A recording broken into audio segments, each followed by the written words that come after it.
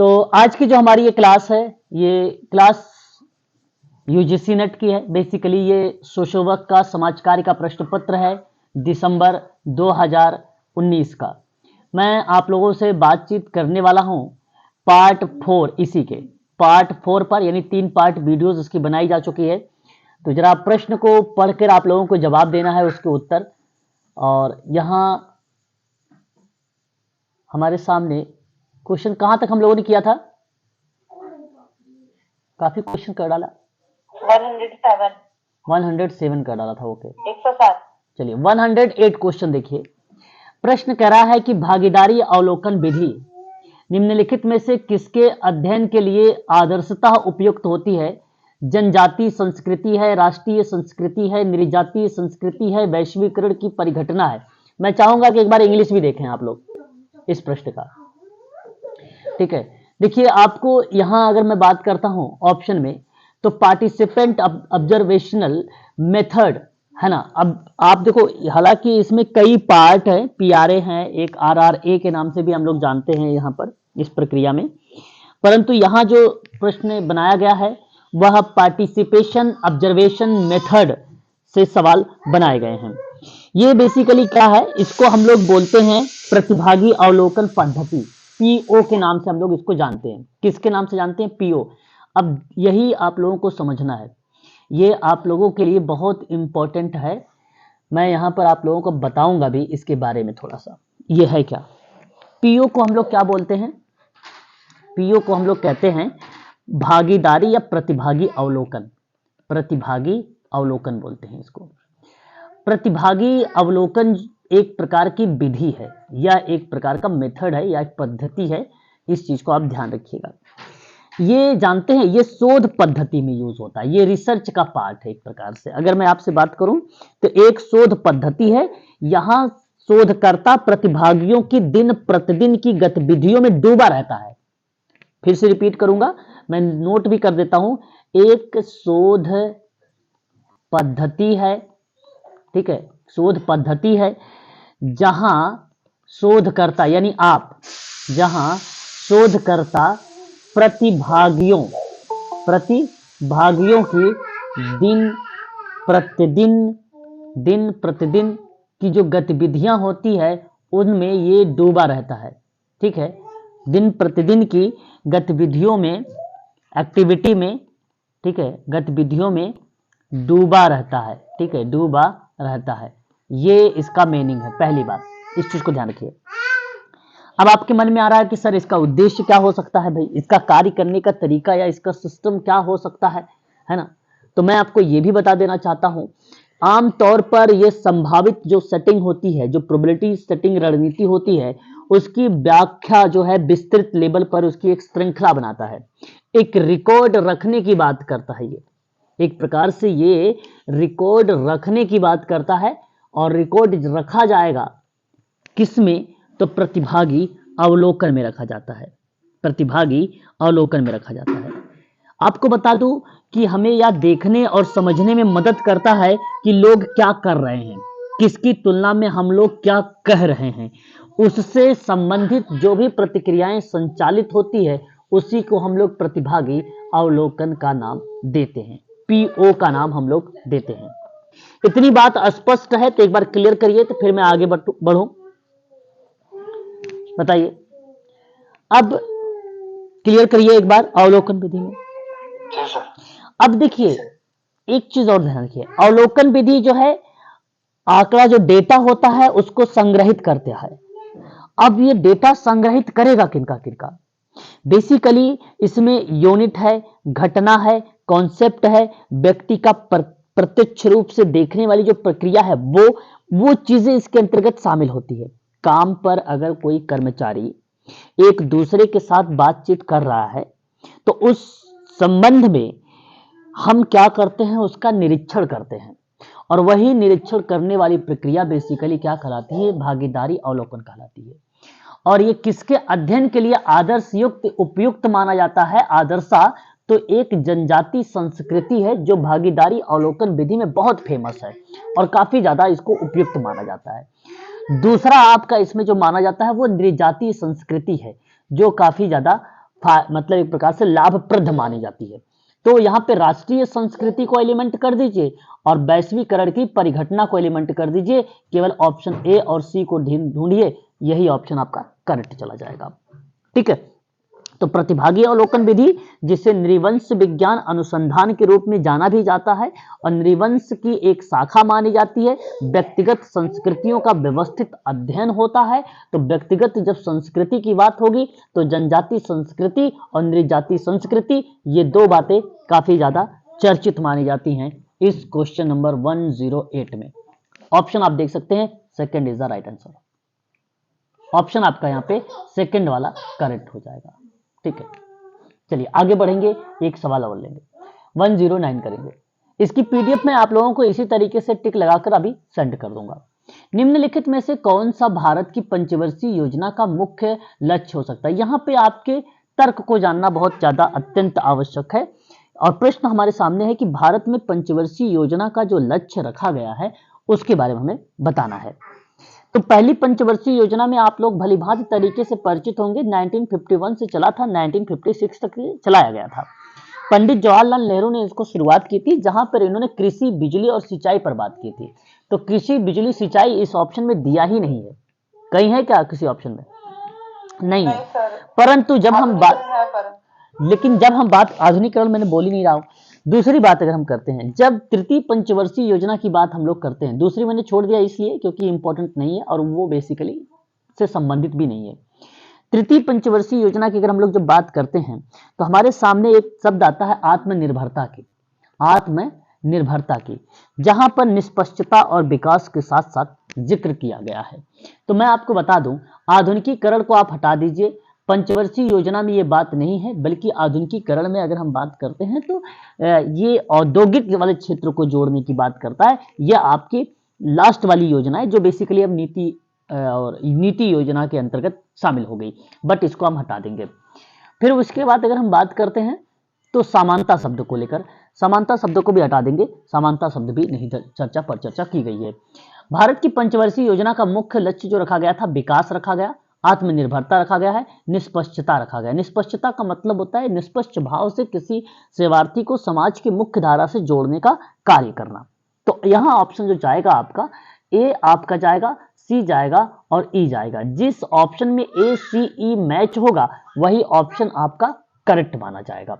ठीक है, ए सी E option number अच्छा ऑप्शन नंबर ए में है, हाँ ऑप्शन नंबर ए आपका यहाँ पे करेक्ट हो जाएगा।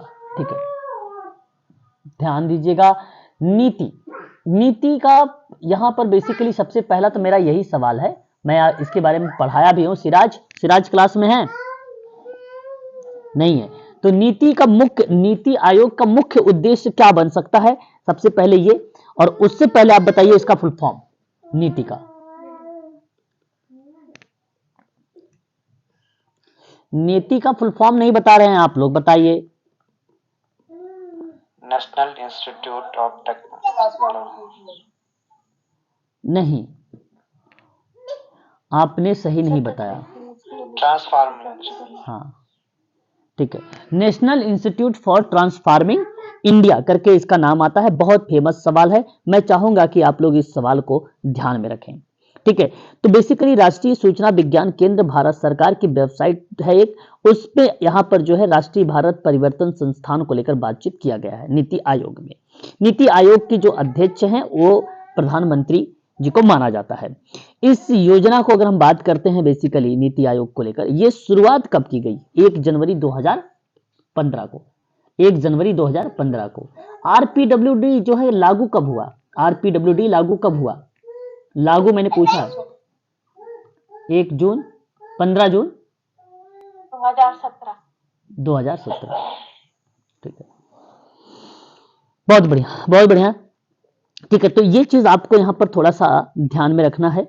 आपको बता दूं सन 1947 ईस्वी में औपनिवेशिक शासन से स्वतंत्र प्राप्त करने के बाद भारत के सामने एक गंभीर चुनौती थी, और यह भारत के विकास के सुनिश्चित करने के लिए किस प्रकार की शासन व्यवस्था को अपनाया जाए, वहां पर इस संबंध को या इस बेस को बनाते हुए नीति आयोग ने अपनी पृष्ठभूमि को तैयार किया था। ठीक है, तो इसका नाम पूरा जो है राष्ट्रीय भारत परिवर्तन संस्थान है। 1 जनवरी 2015 को भारत सरकार के द्वारा ये पारित हुआ और यहाँ बेसिकली नीति आयोग का जो उद्देश्य बनाया गया वो कहा गया कि देश में न्यूनतम सरकार के माध्यम से अधिकतम शासन को सुनिश्चित करना या उसको सक्षम बनाना। ठीक है, इसका प्रिंसिपल एक माना जाता है, सिद्धांत एक माना जाता है, वो है मिनिमम गवर्नमेंट मैक्सिमम गवर्नेंस। ठीक है, यानी अधिकतम शासन के लिए न्यूनतम सरकार का सिद्धांत इसको माना जाता है। तो पेपर में सवाल पूछा जाता है, बताइए सिद्धांत कौन सा है, तो ध्यान से सुन लीजिए, न्यूनतम सरकार अधिकतम शासन के सिद्धांत के नाम से जाना जाता है। ठीक है, इस चीज को आप ध्यान रखिएगा।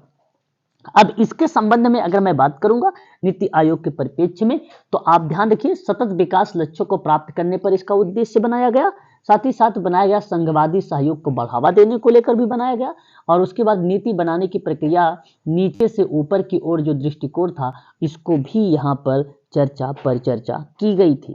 ठीक है, तो ये भी हमें ध्यान रखना है, इस शब्द को भी नीचे से ऊपर की ओर जो प्रक्रिया, जो प्रोसेस, जो पॉइंट ऑफ व्यू है, दृष्टिकोण है, उसको भी अपनाया गया है।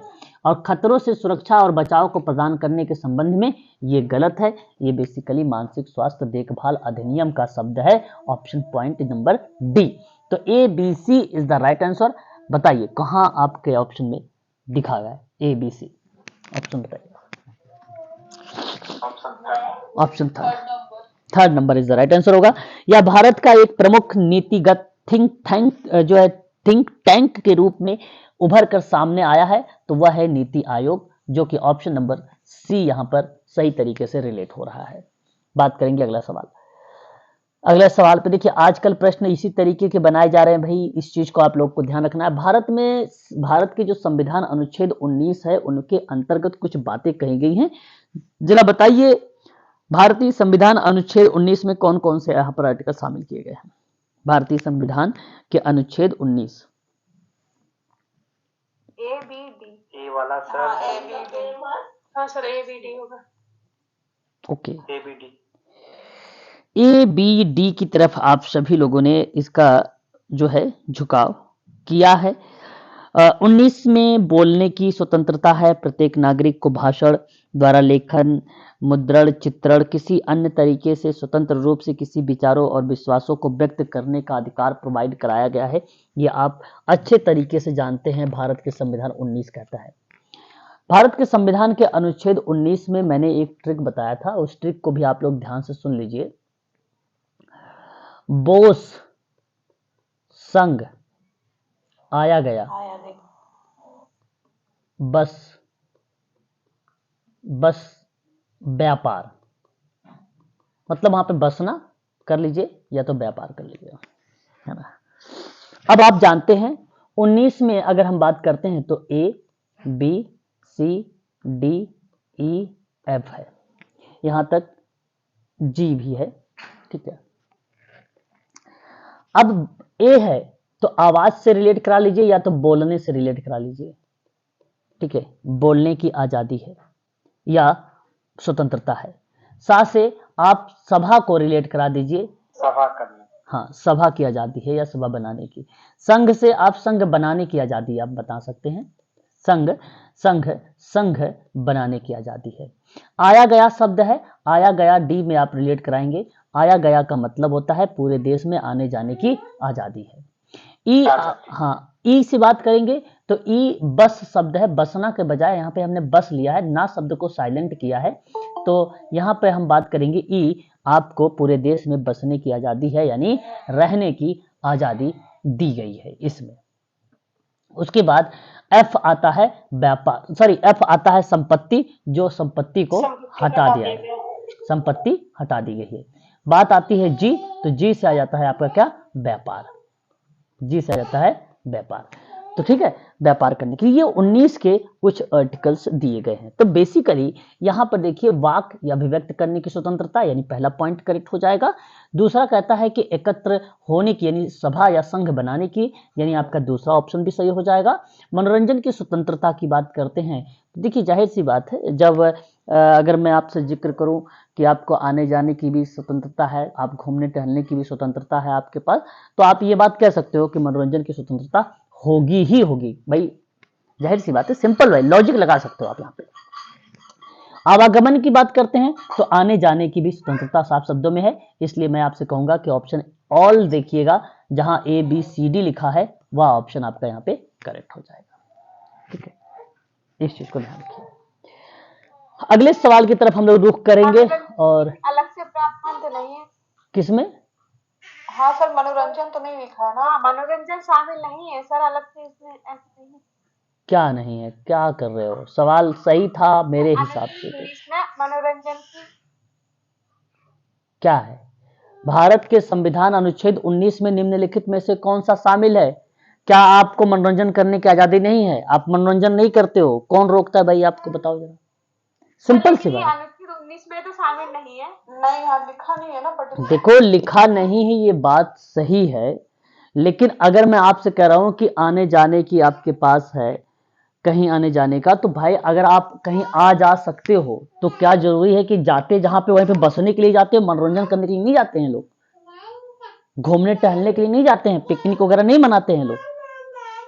ये क्या चीज है? मनोरंजन, मनोरंजन तो यही, ये भी तो एक प्रकार का पार्ट है। अगर अनुच्छेद, क्या ऐसे क्यों समझते हो आप लोग? रट्टा मारने वाली चीजों पर जाते हो आप। सिंपल सी बात है, आप बताइए, भारत का संविधान में मनोरंजन की स्वतंत्रता को रोका जाएगा? 4 ऑप्शन में से वो नहीं है। हाँ, तो ये कहने का मतलब है सर। नहीं, इसमें ऑप्शन में कह रहे हो कि नहीं है? हाँ, ये कहने का मतलब है। देखो, मेरा कहने का तात्पर्य यह है, सिंपल सी बात है, आप समझने का प्रयास करें। मनोरंजन की स्वतंत्रता आप सभी को पास है, आप सभी को खेलने की स्वतंत्रता है। और अगर ये मनोरंजन की स्वतंत्रता भी अगर मैंने बोला, तो मनोरंजन की स्वतंत्रता कहां पर है?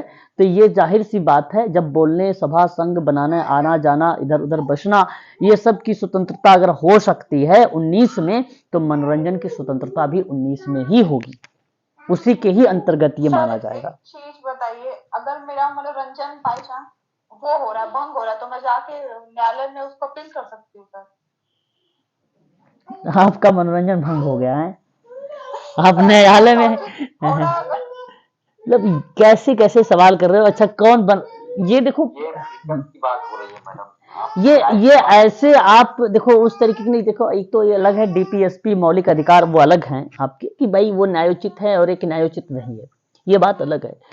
बट यहां देखिए, अगर आपके मनोरंजन अगर भंग कोई कर रहा है तो जा सकते हो, ऐसी बात नहीं है। आपका मनोरंजन भंग कर रहा है, जैसे बाई द वे मान लीजिए कोई प्लेस है, जगह है खेलने की है, वहां पे आपको रोका जा रहा है, वो गवर्नमेंट की जगह है, तो अपने अधिकार, भाई आपका अधिकार है, आपको मतलब हिटलर वाला वो काम कर रहा है, तो आप प्रशासन के पास जाइए, प्रशासन आपको करेगा भाई, आपके साथ जो भी चीजें हो रही है ना, प्रशासन करेगा भाई ऐसा क्यों कर रहे हो आप लोग यहाँ पे, है ना।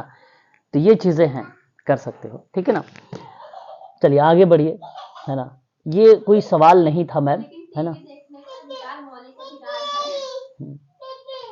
ठीक है, चलिए बात करते हैं।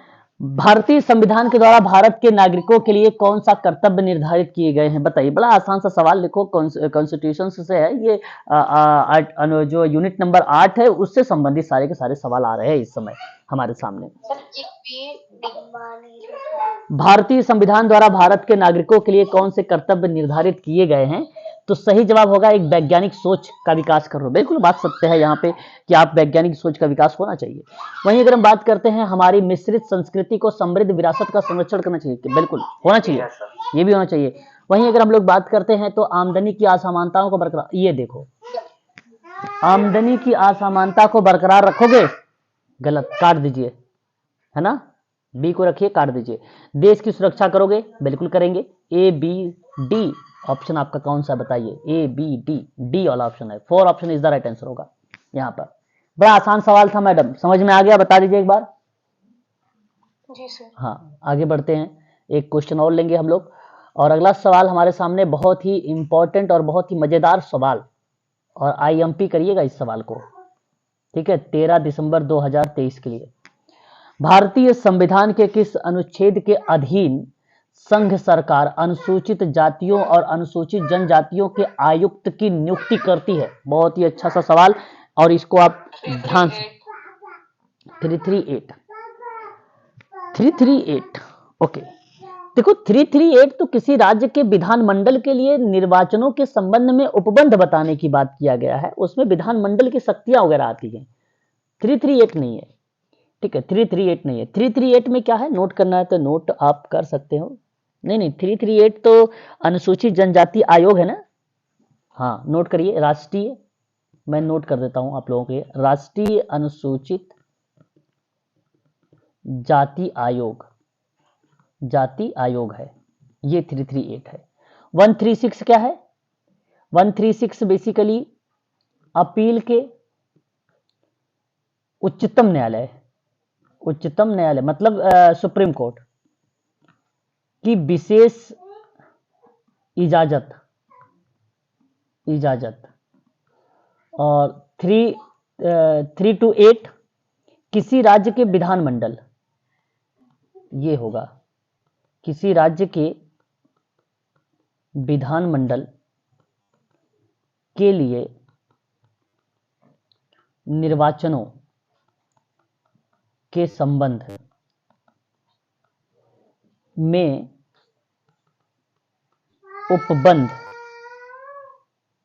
उपबंध करने की विधानमंडल शक्तियां, विधानमंडल की शक्ति, ठीक है, ये कर लीजिए। और बचा आपका 319, ये आयोग के सदस्यों द्वारा ऐसे सदस्य ना रहने पर पद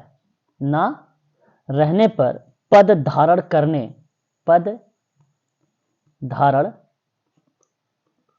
करने के संबंध में प्रतिषेध है।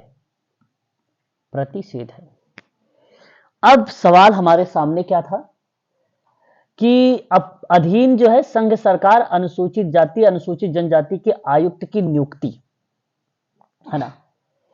तो इसके संबंध में अगर हम बात करते हैं तो सही कह रहे थे आप, ऑप्शन आपका बी करेक्ट हो जाएगा, है ना, राष्ट्रीय अनुसूचित जाति आयोग यानी 338 सही करेगा। सर 338 वाला पिछड़ा वर्ग को रिलेट नहीं करता है क्या? कौन सा पिछड़ा वर्ग से रिलेट सर? 338 नहीं 338 नहीं, पिछड़ा वर्ग अनुच्छेद जो बता रहे हैं आप लोग ना, वो आपका 338 नहीं होगा, ठीक है। पिछड़ा अगर हम बात करते हैं पिछड़ा वर्ग आयोग जी, वो वाला 228 है क्या पिछड़ा वर्ग वाला? पिछड़ा वर्ग देखिए ये आर्टिकल्स जो आपका आएगा 338 का बी आएगा, 338 का बी आएगा, NCBC राष्ट्रीय पिछड़ा वर्ग कमीशन आयोग, ठीक है, उनके कर्तव्य और शक्तियों के संबंध में बात करता है, ठीक है ना, क्लियर रहेगा? जी सर। हाँ, इसको भी आप ध्यान रखिएगा। और भारत के राष्ट्रपति को किसी विशेष जाति को सामाजिक और शैक्षिक रूप से पिछड़े वर्ग के रूप में अगर अधिसूचित करते हैं और उस करने की उनके पास शक्तियां हैं, किसी सामाजिक और शैक्षिक से पिछड़े वर्ग अगर कोई है तो, समाज से और शिक्षा से पिछड़ा वर्ग अगर कोई है तो राष्ट्रपति वहां पर लागू होता है, तो वो 342A, यहाँ पे लिख दूं मैं ताकि आप जब पढ़ें PDF तो आपको इजीली पता चल जाए। राष्ट्रपति की विशेष जाति को बताया इन्होंने और उसमें कहा है सामाजिक प्लस शैक्षिक, सामाजिक प्लस, मतलब ये समझे नहीं थे? नहीं समझे आप? नहीं, ये जो अभी बता रहे हैं ठीक, मैं समझाता हूँ, मैं बताता हूँ। बेसिकली ये सर ये है ना, भारत के राष्ट्रपति की पास एक विशेष जाति को सामाजिक और शिक्षा से संबंधित तो पिछड़े रूप में है, उसका जो है एक जाति ऐसी है कोई, ठीक है, जहां वो समाज के क्षेत्र से भी पीछे है और शिक्षा के क्षेत्र में भी पीछे है, ठीक है, तो वो पिछड़ा वर्ग है। और उसके रूप में अधिसूचित करने की शक्ति और सूची बदलने के लिए संसद की शक्ति से संबंधित रहेगा तो वह अनुच्छेद 342 ए होगा। ठीक है, तो मैं कहूंगा कि आप यहां पे सर कीवर्ड नोट कर लीजिए, सिंपल सी बात है, नोट करिएगा राष्ट्रपति, ठीक है, के पास शक्ति, राष्ट्रपति के पास शक्ति है जो पिछड़ा वर्ग, समाज और शिक्षा के क्षेत्र में पीछे है, उसको बदलने की जो पावर है वो राष्ट्रपति के पास है ना, उसको सूची बदलने की जो पावर है राष्ट्रपति के पास है। ठीक है, ये बात आप ध्यान रखिएगा। ठीक है, क्लियर रहेगा, बता दीजिए। ठीक है, तो यहां पर ऑप्शन नंबर जो चला जाएगा केवल और केवल बी चला जाएगा। मैडम आपने सही जवाब दिया था, option number B, sorry option number C is the right answer. C सही है क्योंकि बी में आंसर दिया गया। आगे बात करते हैं, शायद ये सवाल अच्छा होगा। समव्यवहार विश्लेषण का सिद्धांत, very very most important question, IMP के रूप में नोट करेंगे मेडिकल सोशल वर्क के स्टूडेंट, यहाँ DSSB के बच्चे भी, ESIC के और मेडिकल सोशल वर्क यानी उत्तराखंड मेडिकल सोशल वर्क के बच्चे भी। आईएमपी सवाल है, इसको नोट करिएगा। समव्यवहार विश्लेषण सिद्धांत के संदर्भ में अहम स्थितियों को सम्मिलित करेगा, बताइए कौन सी चीजें इसके अंतर्गत आती है। ABD, ओके, चलिए अब बात करते हैं, ध्यान से सुनिए। एक किताब आई थी, उस किताब की बात अगर हम करते हैं सन 1970 में, और वो जो 1970 में बुक आई एरिक बर्न की थी, एरिक बर्न की थी। एरिक बर्न महोदय ने लेन देन मनोविश्लेषण के बारे में बात किया, मनोविश्लेषणात्मक सिद्धांत के बारे में जिक्र किया। एरिक बर्न की कॉन्सेप्ट जो था वो मौखिक संचार को लेकर चर्चा कर रहे थे। तो इन्होंने कहा कि मौखिक संचार जो है विशेष रूप से आमने सामने मानव सामाजिक संबंधों और मनोविश्लेषण जैसी बातों पर वो आधारित होगा।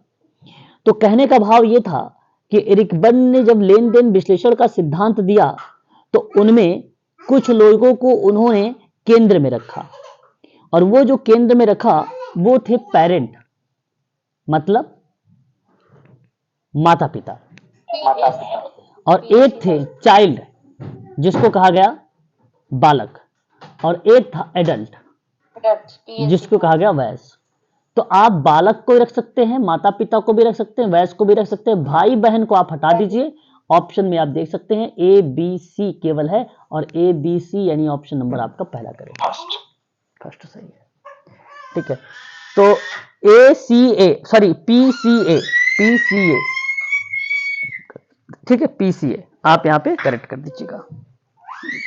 ठीक है, काफी इंपॉर्टेंट क्वेश्चन है ये, या कई बार रिपीट हुआ है, एक बार नहीं कई बार रिपीट हुआ है ये सवाल। Question number 115, very very most important question, और कहता है कि राष्ट्रीय ग्रामीण आजीविका मिशन के अधीन समस्त क्रियाकलापों का मार्ग निर्देशन करने वाली केंद्रीय मूल्य कौन सा है। आपको बता दूं, राष्ट्रीय ग्रामीण आजीविका मिशन डॉक्टर मनमोहन सिंह के द्वारा ये स्टार्ट हुआ सन 2011 में। कब? 2011 में। ग्रामीण गरीब परिवारों को देश की मुख्य धारा से जोड़ना था, और विभिन्न कार्यक्रमों के जरिए उनकी गरीबी को दूर करना इनका बेसिकली मोटो रखा गया था। तो इस संबंध में अगर हम बात करें कि निर्धन व्यक्तियों को समावेशन और सभी प्रक्रियाओं में उनकी सार्थक भूमिका हो सकती है क्या इस मिशन के अंतर्गत? यस। सभी प्रक्रियाओं और संस्थानों में पारदर्शिता, वेरी वेरी मोस्ट इंपॉर्टेंट शब्द है, मैंने पहले भी इसके बारे में जब आपको CRA पढ़ा रहा था, CRA सॉरी क्या था वो, कॉर्पोरेट रिस्पॉन्सिबिलिटी, क्या था वो, CSR, बिल्कुल सही।